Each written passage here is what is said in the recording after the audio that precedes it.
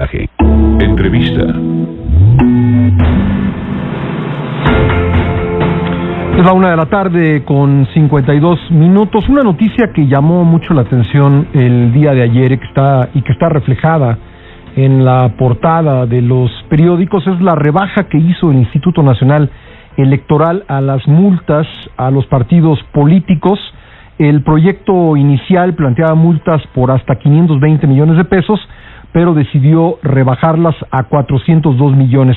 Exactamente por qué esta rebaja de 118 millones de pesos, vamos a platicarlo con Ciro Murayama, consejero del Instituto Nacional Electoral. Hola Ciro, ¿cómo estás? Bienvenido nuevamente al programa. Gracias, encantado. Bueno, platícanos porque creo que vale la pena precisar exactamente por qué tomaron esa decisión. Claro que sí, mira, el INE, precisamente cuando dejó de ser el Instituto Federal Electoral y se volvió Instituto Nacional Electoral, uno de los cambios más importantes es que recayó en nosotros la fiscalización de los ingresos y gastos de los partidos, no solo de lo que se entrega a nivel federal, sino de sus finanzas en las 32 entidades federativas. Así que por cada partido analizamos sus ingresos y sus gastos a nivel nacional del Comité Ejecutivo Nacional y en las 32 entidades, de tal manera que se volvió una fiscalización mucho más amplia, exhaustiva y pareja, porque antes pues las distintas legislaciones ponían también diferentes obligaciones. Los institutos locales, algunos tenían menor capacidad que otros para hacer esta labor, y 2015 fue el primer año completo en el cual el INE ya estaba constituido y por lo tanto es el primer ejercicio de financiamiento ordinario que se revisa, y eso es lo que se votó el día de ayer. Entonces se trata de multas más fuertes de las que ha habido en cualquier otro momento. Déjame decirte que las de 2014, cuando la fiscalización la hicieron las autoridades locales, las multas fueron de 36 millones de pesos.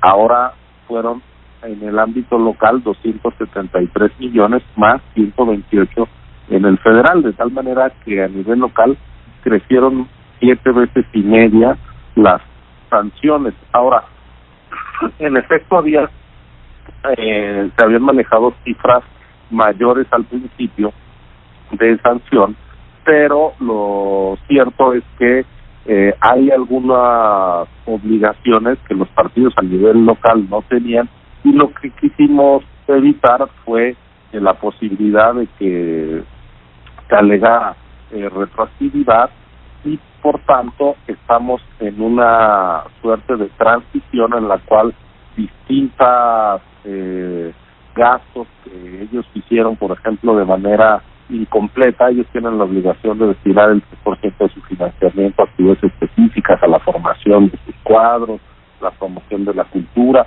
un 2% a cuestiones de género. En el caso de que no hayan realizado este gasto, en vez de sancionarlos directamente, lo que les obligamos es a que lo hagan en el próximo ejercicio, de tal manera que no es, digamos, perdonar, sino posponer, que lo hagan hacia adelante.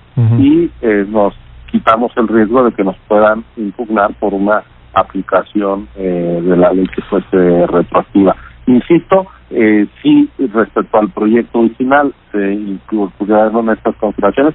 Los partidos no hablaban de rebaja. Ayer lo que nos pedían es que fuéramos menos rigurosos, que tomáramos en cuenta que ellos no estaban acostumbrados a una fiscalización de este tipo en las entidades, que había usos y costumbres que se les permitía y el INE es más riguroso. Bueno, pues nos parece que el rigor debe ser parejo en todo el país, que el dinero público, no importa si es de origen federal o local, tiene que ser transparentado y gastado con toda pertinencia para lo que se les entrega a los partidos, y por eso es que llegamos pues a las multas más caras que haya habido en la historia con la fiscalización ordinaria.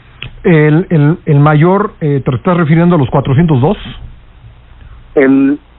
Sí, bueno, son los 402 se componen por 263.700.000 pesos a nivel local. Digo que lo que les habían sancionado rondaba los 30 millones y ahora estamos arriba de los 270 millones, más de 7 veces y media más. Por eso digo que sí es un cambio fuerte el que ahora la autoridad fiscalizadora sea el INE y ya no los institutos locales. Había institutos locales muy débiles, Pascal, que realmente no tenían ni la capacidad técnica ni humana para hacer una fiscalización adecuada en términos de los recursos de los partidos, y lo que hacían era que cuando los partidos entregaban su informe de ingresos y gastos, la autoridad local contrataba un despacho de contadores, les daban los papeles para que revisaran, pues como hace un despacho de contadores cualquier auditoría a cualquier empresa o negocio, pero no era una fiscalización especializada en materia electoral,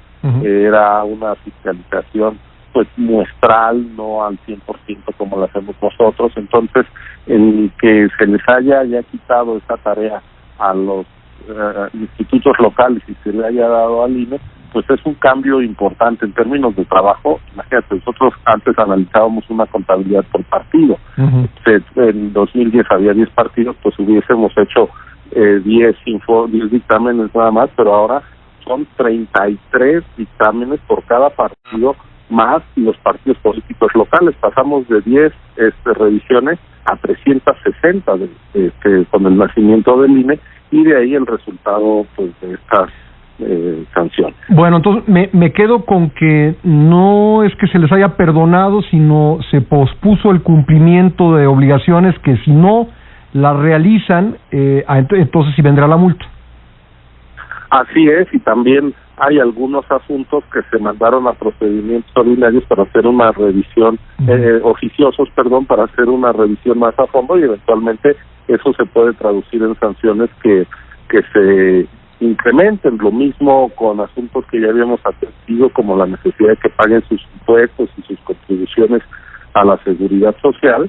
Si no lo hacen, pues eso se va a traducir también en sanciones, porque nosotros entendemos la fiscalización no solo como un acto de castigo, sino como un correctivo a la conducta de los propios partidos. Nos interesa que tengamos partidos más institucionales, más acostumbrados a rendir cuentas, que usen mejor los recursos, y para ellos que les estamos creando este contexto de exigencia, que cuando no lo cumplen, pues se traducen sanciones inevitablemente. Bien, pues muy bien, Ciro, muchas gracias por estas explicaciones y siempre un gusto platicar contigo.